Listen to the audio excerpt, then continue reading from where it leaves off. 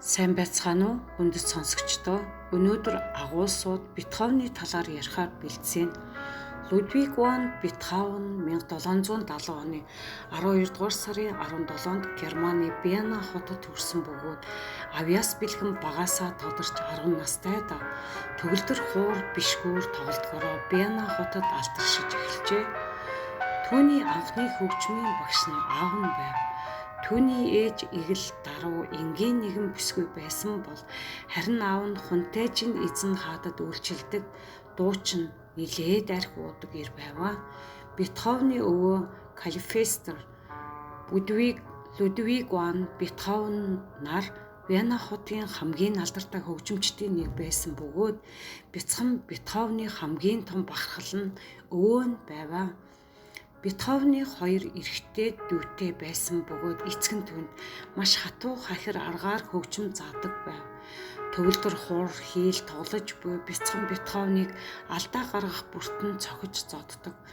Унтуулалгүй бэлтгэл сургуульд хийлэгдэг байсан тухай хөршүүд нь дурд нь ярьдаг. Энэ нь түүний зан арын шинд насан туршид нь нөлөөлсөн гэлцдэг. 17 настайдаа Вена хоттой очиж багаасаа мөрөөддөг байсан алдарт Моцартын хөгжмүүдийг сонссон төдийгүй дутан танилцсан түүнд асар том зориг өгчээ.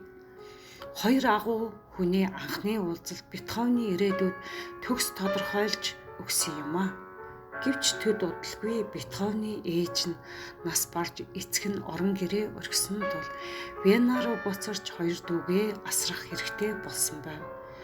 21 наснда Вена руу нүүж Жозеф Хайднер хөгжмийн зохиолч суралцахаар явжээ. Бетховен хоёр дүүгээ тэжээхийн тулд дүүрийн театрт ажиллаж чөлөөт цагаараа хөгжмийн хичээл заадаг болбоо. Бетховен ховор олддог амралтынхаа цагийг үцгэлэнд байгалийн Вена хотын захад байрладаг. Нуурын дэргэд байгалийн үцгэлэн гişэртэн аваа их шиг сонсон сууж зовлон зүдгүүрт амьдралаа хэсгэн ч гэсэн мартаханд байжээ. Нас бид хүрсэн хойноо тэр Францын цэргийн их жанжин Наполеонд зориулж симфон төрвөж түүний хүндэтгэлийг хүлээв. Гэвч жил өнгөрөх тусам түүний сонсгол муудаж эхэлжээ. Хамгийн анх 1801 онд тэр өөрийн дотн найз Франц руу бичсэн загталдаа дурдсан байдаг. Үүнийг улмаас тэд маш гонигтай ганцаардмал амьдралыг туулж мөн сэтгцийн хувьдж эрүүл бус нэгэн болсон гэдэг. Гэвч тэр туйрвах тэмцэх аз жаргалыг хүсэх мөрөөдлөө орхиогүй.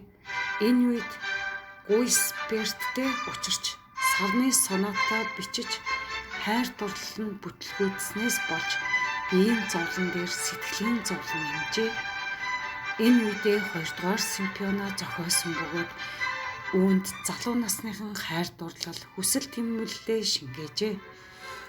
Үүний бүтээсэн симфониудыг дурдвал хувь тавилан алдар аялгуун дэлхийн хамгийн их танигдсан хөгжмийн ишлэлүүдийн нэгэ. Пасторал байгаль хөдөө нутгийн амьдралыг дүрсэлсэн тайван нуур амьсгалтай симфони. Хурц хэмнэлтэй уран хөдөлгөөнтэй маш ирж хүчтэй бүтээл.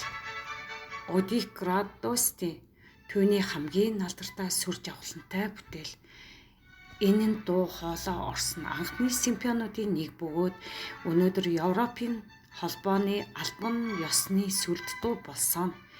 1816 оноос 1823 онд хүртэл олон янзын өвчин эмгэг тусч бас ахуй амьдралын хувьд ихээхэн гачигтмал байсан боловч тэр тэсвэрлсээр л туйрвсаар л байв. Бетховны 9-р симфони бол түүний уран бүтээлийн оргил юм а.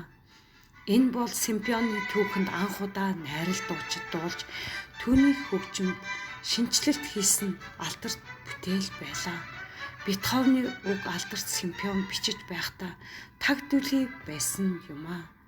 1824 оны 5 дугаар сард энэ сууд бүтээлээ удирдан тоглуулж дуусгаад эргэж ёслохдоо сонсогчдын алга ташлтын нийчгнийг огт сонсоогүйч Гагцгүй нулимс мэлтэлзүүлэн нүдээр баяр багталтай дэрүүлсэн сонсогч олон дахин сонсхийг шаардсан тэр ярилцах байхыг харж тэдэнд юу бүтээж өгснөө ойлгожээ. 1827 оны 3 дугаар сарын 26-ны 257 наснда нас барсан бөгөөд түүний үхлийн шалтгаан нь элэгний архаг хатуурал байсан гэж үздэг байв. Людвиг ван Бетховены хөшөө дурсгал олон газарт байдаг ч хамгийн алдартай Вена хотод байдаг хөшөө юм а. Венанд түүний амьдралын сүүлчийн хэсэгт амьдарч бүтээлүүдэд туурвсан газар тул тэрээр Вена хоттой ихээхэн хүндэтгэлтэй байдаг. Түүнээс гадна Бетховены хөшөө Германы Вена хотдож байдаг учир нь тэрээр энэ хотод төрсөн. Вена хотын төвд байрлах энэ хөшөө нь түүний амьдралд олон бүтээлүүдийг хүндэтгсэн нэг том дурсгал юм а. Эдгээр хөшөө Бетховены бүтээлүүдийн ихийг дуулгаж ирснийг гэрчилнэ.